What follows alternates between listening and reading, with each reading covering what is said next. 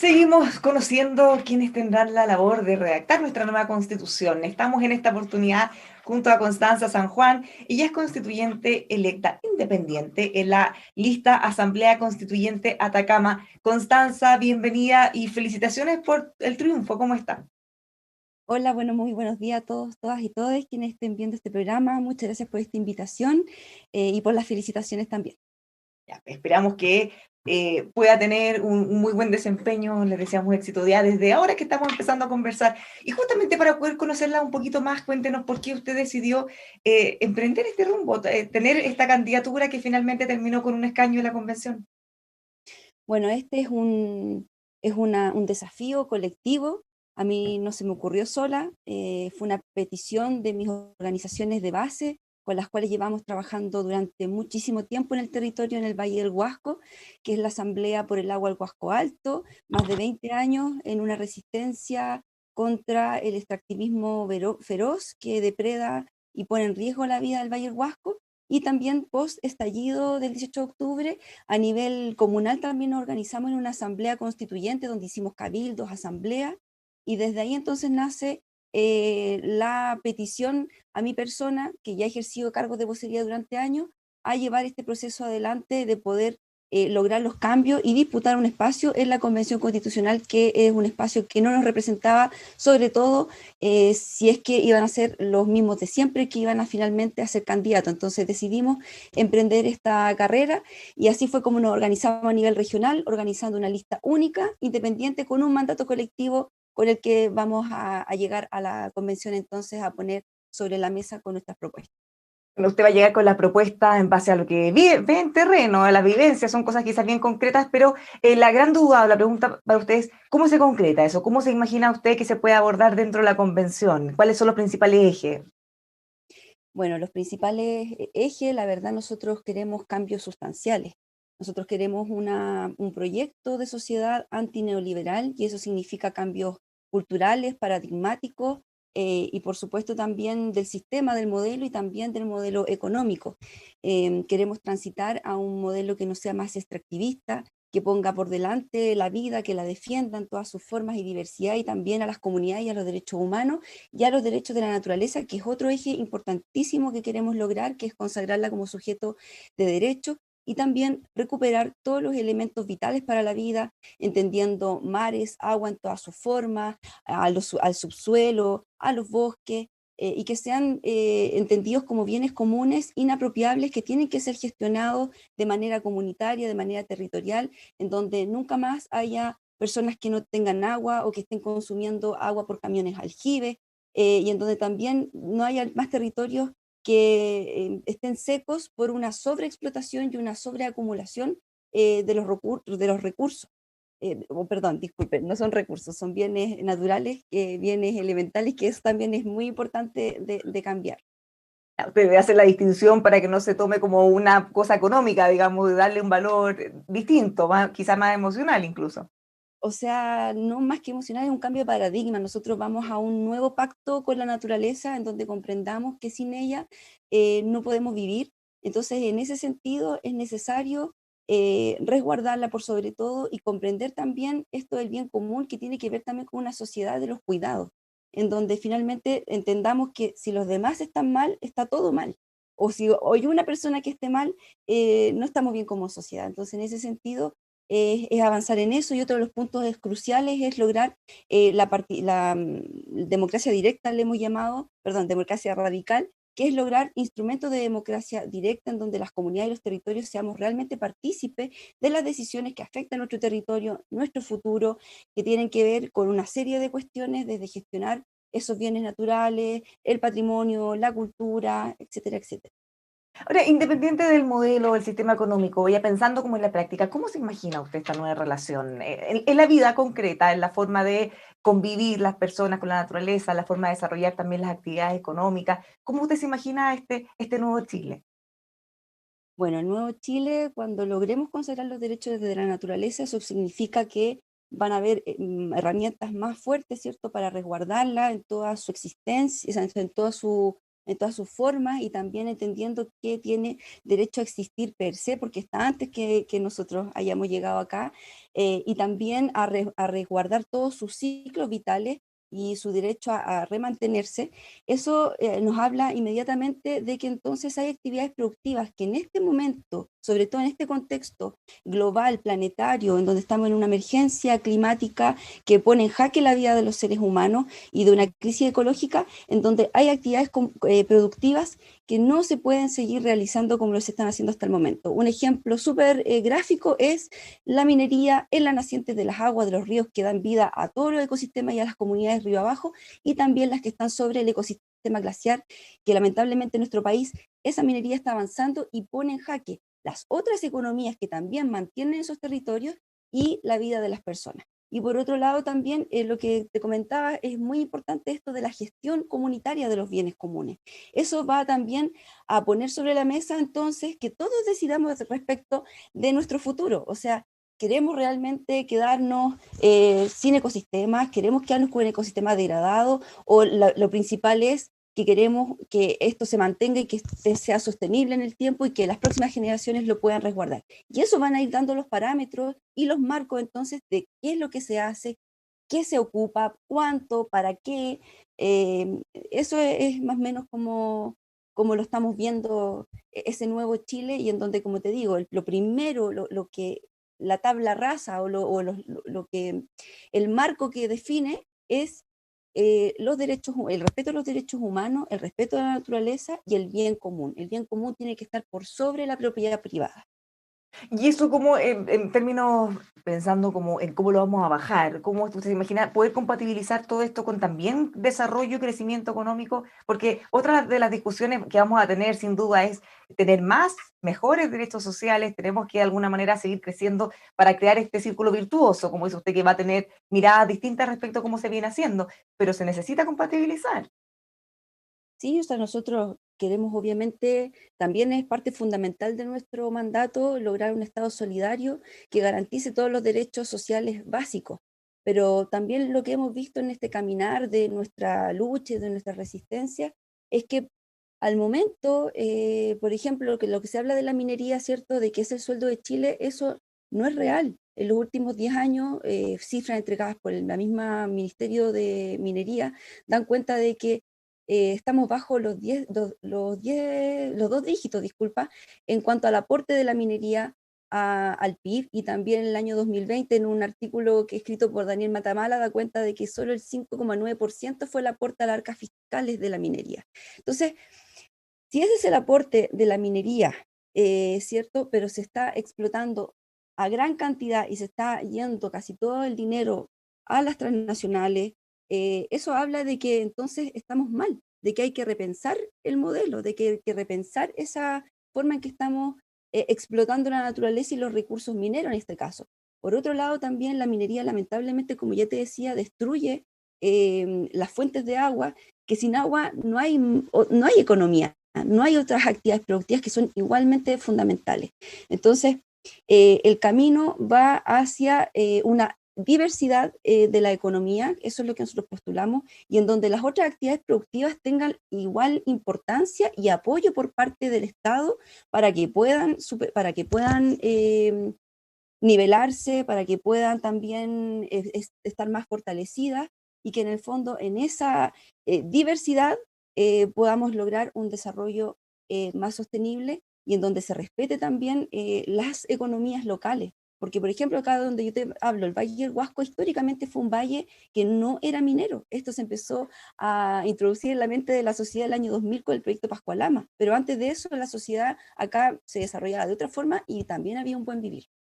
Bueno, usted menciona la minería, por ejemplo, pero hemos visto obviamente que el tema de la sequía, la falta de agua trasciende a todas las actividades económicas. En el caso particular de la minería es menos intensiva en uso que otras actividades y también ellos están generando distintos mecanismos de salinización de agua, están creando de alguna u otra manera todas las posibilidades para poder tener más recursos. ¿Qué le parece eso? ¿Va bien encaminado en la medida que sea más Eh, sostenible? si no, nosotros no estamos de acuerdo con esas cifras que se dan en donde se tiende a culpar aún más a la agroindustria, que efectivamente ocupa muchísima agua, pero se tiende a decir que la minería no ocupa tanta agua, y eso está mal calculado, porque claro, capaz se toman los cálculos respecto de los litros por segundo que tienen los que declaran los proyectos, pero nadie toma en cuenta las aguas del minero, que es cuando una minera va a un territorio, ¿cierto? Y empieza a hacer sondaje, empieza a hacer su trabajo, y si encuentra un pozo de agua, es suyo y lo puede ocupar a destajo.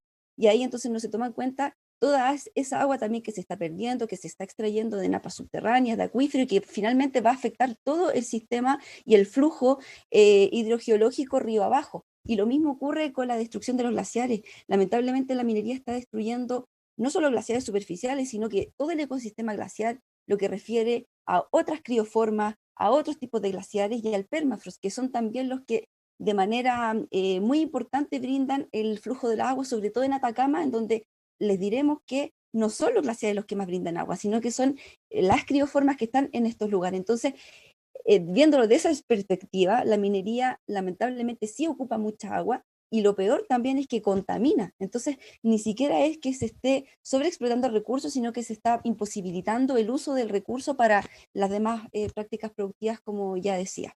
Y con respecto a las desalinizadoras, nosotros tampoco estamos de acuerdo, porque finalmente también traen un impacto muy, muy grande a todo lo que es el ecosistema marino, y finalmente es seguir dando soluciones falsas para mantener un sistema económico que tiene un ritmo muy fuerte, y eso es lo que se está apuntando.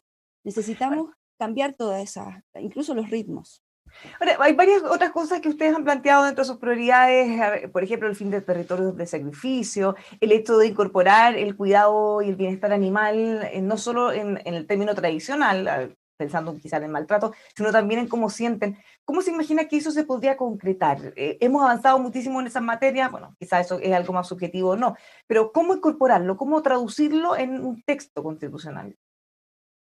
Bueno, ahí con respecto al último tema de los animales, los movimientos que llevan muchísimo tiempo trabajando con ellos, lo que postulan y lo que nosotros hemos adscrito es que sean reconocidos también como sujetos de derecho, y como bien tú decías también, que sean reconocidos como seres sintientes, lo que abre una batería nueva de también de pensar una serie de cosas, ya que, no sé, desde la experimentación, o el mismo uso de los animales en otras actividades, em, incluso su producción para el alimento. O sea, habla de que tiene que haber también una dignidad para esos seres que tienen conciencia.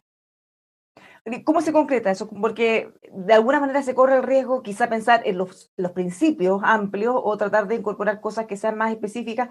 Y le pregunto porque avanza el tiempo, cada día tenemos más conocimiento, no sea que nos quedemos cortos o encasillados en una cosa muy concreta, siento que quizá debería plantearse un principio más general. Bueno, lo primero, igual también con respecto a ese punto, para nosotros es muy importante realizar una constitución que no sea amplia y que se preste tanto para la interpretación, sino que queremos dejar bien zanjados los principios, pero también bien marcado para dónde va, para que después esto no se diluya, como bien tú dices. Y por supuesto que después el trabajo va a ser cómo vamos a bajar todo esto y cómo lo vamos a materializar. Y en ese sentido, por ejemplo, en cuanto a la naturaleza, es importante para nosotros que se instituya una defensoría de la naturaleza, y en donde ahí también podría caber para ver el tema de los animales. En el fondo, que haya defensores, ¿cierto? Que estén en voz de esos seres que son seres vivientes en la naturaleza igual, y que no tienen la posibilidad de comunicarse como un ser humano, pero pueden ser sujetos de derecho y Bueno, que ahora sean justamente, mm. claro, justamente por eso le pregunto, usted dice, vamos a tratar de dejar amarrado lo más posible, pero ¿no puede eso de alguna manera limitar quizás nuevos conocimientos o cambios que podemos tener hacia adelante? Yo creo que estamos en un momento que es necesario dejar esos amarres. Después también podemos dejar dentro mismo de la Constitución que si es necesario hacer revisiones a eso, pero yo creo que estamos en un momento en que hay que dejar las cosas bien claras, y que ya hay suficiente conocimiento, sobre todo en tema materia medioambiental y animal, de que esas cosas son así, y yo creo que ya estamos en un conocimiento máximo, o sea, entender que los animales son seres sintientes, y entender que estamos en un momento crítico, que si no cambiamos nuestra forma de producir y consumir en 10 años, la humanidad no va a poder seguir existiendo. Creo que eso ya es suficiente para dejar las suficientes amarras para que tengamos una sociedad y las próximas generaciones puedan vivir. ¿Cómo podemos seguir avanzando? Le pregunto esto como en un tema más amplio, quizá a propósito de lo que hablaba de la minería. Hay cifras oficiales, hay cifras de estudio de distintas instituciones, universidades, muchas de ellas ni siquiera públicas o privadas, pero usted dice, bueno, eso no se ajusta a la verdad, tienen cifras distintas. ¿Cómo entonces legislamos, cómo pensamos en construir un futuro si en realidad se van a invalidar las cifras que son oficiales o las que han sido recogidas por institutos de prestigio? O sea que yo creo que llevamos históricamente un tiempo muy largo en que las otras voces de nuestro país, las que vienen de las regiones, las localidades han quedado relegadas a esas realidades, justamente por discursos eh, mayoritarios o de estos organismos que también hay que decir muchas veces, hay cifras que vienen de organismos que tienen intereses también en que las cosas vayan para un lado. Entonces, yo creo que tenemos la posibilidad maravillosa en este momento en la Convención Constitucional en donde se escuchen esas realidades y esas voces de lo que vivimos en los territorios y eso también va a permitir que abramos camino entonces a repensarnos y a buscar cómo llevar a cabo estas propuestas. Yo por Ahora, ahí es lo le mismo. pregunto esto, perdón, porque a propósito del descontento, cuando se habla, por ejemplo, se hace la evaluación de las últimas décadas, hay cosas que son bien concretas, disminución de la pobreza, por decir una, aumento de la cobertura educacional. Entonces, hay cifras que, que no son como eso, eventualmente instaladas por algún sector específico, organismos internacionales también que las avalan. Entonces, ¿cómo nos hacemos cargo de la realidad, lo que dicen efectivamente estas cifras y las percepciones que se pueden generar en torno a ellas? Bueno, yo creo que eso es lo que va a ocurrir ahora, como te digo, las vemos y vemos también la realidad que traemos de nuestro territorio y en esa conversación tendremos que ir viendo las decisiones finales, pero sigo insistiendo que es muy importante que escuchen todos, que nos escuchemos entre todos las voces y las experiencias que traemos, que esa es la riqueza de la mayoría de las candidaturas que ganamos independientes y que venimos de movimientos sociales y que ganamos a lo largo de Chile. Eso yo creo que es algo muy, muy importante que va a estar presente en la convención y que tiene que respetarse y tiene que tomarse en cuenta esa experiencia. ¿Y cómo ve usted que va a ocurrir eso? Porque era como decía, bueno, todos tienen intereses, totalmente legítimo, me imagino, dependiendo de qué vereda vaya cada uno. ¿Cuál es la actitud con la que va a ir usted, por ejemplo, y escuchar a las otras personas con su otra postura y así mismo como la escuchen a usted? O sea, yo la verdad, vamos, más que yo, vamos de acá, yo represento a todo un colectivo, vamos con mucha esperanza a esta instancia, todo viendo el paisaje que tenemos tras las elecciones, en donde hay, bueno, algunos estudios que han salido, ¿cierto?, de comparación, por ejemplo, de los programas de las listas, en donde se habla de que hay un 77% de listas que llevan adelante cambios radicales y que van en los sentidos de nuestro marco con el que vamos. Entonces, la verdad, las esperanzas están puestas en que esa gran mayoría que finalmente llevamos la voz de quienes nos levantamos, quienes llevamos luchando durante mucho tiempo exigiendo demandas y exigiendo un país más justo y solidario, sean las prioritarias y también en materia medioambiental, sobre todo, bueno, en verdad, en las que tienen que ver también con justicia social, yo espero que las otras posturas que estén más alejadas a estas que llevamos puedan comprender, tras también esta experiencia que nosotros vamos a llevar y vamos a estar comentando, puedan lograr de alguna forma empatizar el sufrimiento finalmente que nosotros llevamos, vamos a ser portadores de llevar en voz. ¿Fue usted al encuentro que convocó la Universidad Católica en la Universidad de Chile Sí, hace unos días? sí, sí, fui. Ya, ¿y qué le Eh, pareció? ¿Cómo ve usted el ambiente de escucha de lo que viene conociendo a sus otros compañeros? o sea, a mí bueno, primero que nada, valoré mucho el estudio de la universidad porque la verdad da cuenta y es coherente con lo que ha ido sucediendo. O sea, en ese estudio en donde tuvieron la opinión de muchísimas personas a lo largo de Chile, había una necesidad de cambios estructurales, de cambios radicales, se pedía. No es un cambio cosmético a la Constitución, sino que la ciudadanía de Chile vuelve a reafirmar que quiere cambios reales. Y también, por otro lado, había una preocupación muy importante respecto de lo que es la participación.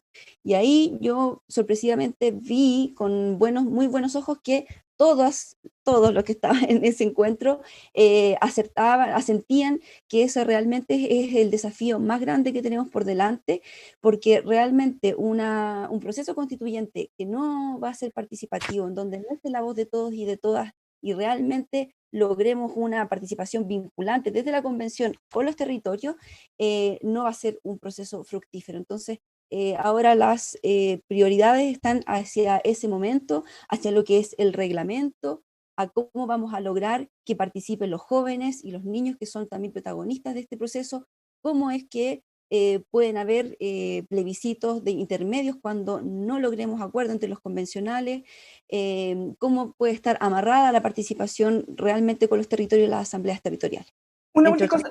Una última cosa muy, muy breve porque se nos acabó el tiempo, Constanza. Pensando en el reglamento, ¿qué le parece a usted? Hay un marco bien establecido, la regla de los 2/3, ¿cómo lo es? Y cómo se imagina también la participación ciudadana dentro de la convención.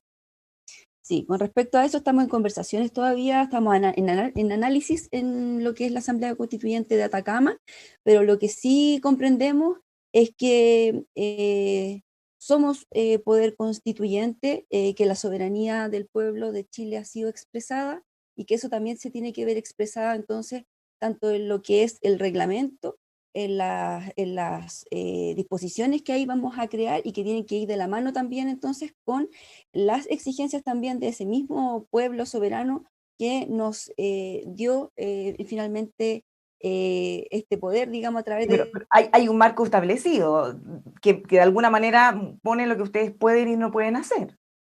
Bueno, la verdad nosotros somos partícipes de explorar, ampliar esos marcos, porque nosotros el acuerdo del 25 de noviembre no fue un acuerdo que fue aprobado por los pueblos, y para nosotros es muy fundamental, como te digo, la participación, y en ese sentido, si esos marcos se quedan estrechos, nosotros somos proclives a que hay que ampliarlos, asimismo también como, no, eso, a ampliarlos.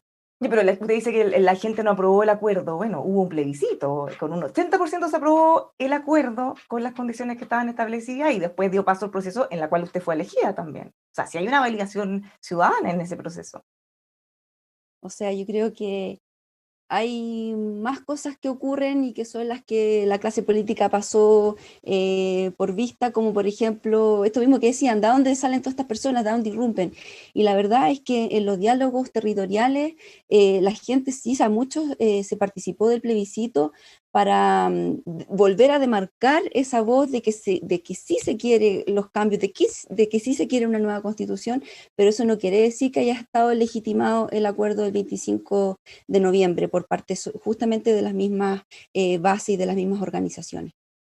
Constanza, muchísimas gracias por haber conversado con nosotros. Felicitaciones y éxito en lo que viene. Muchas gracias. Los dejamos invitados a seguir conociendo a la constituyente aquí junto a nosotros en emol.com.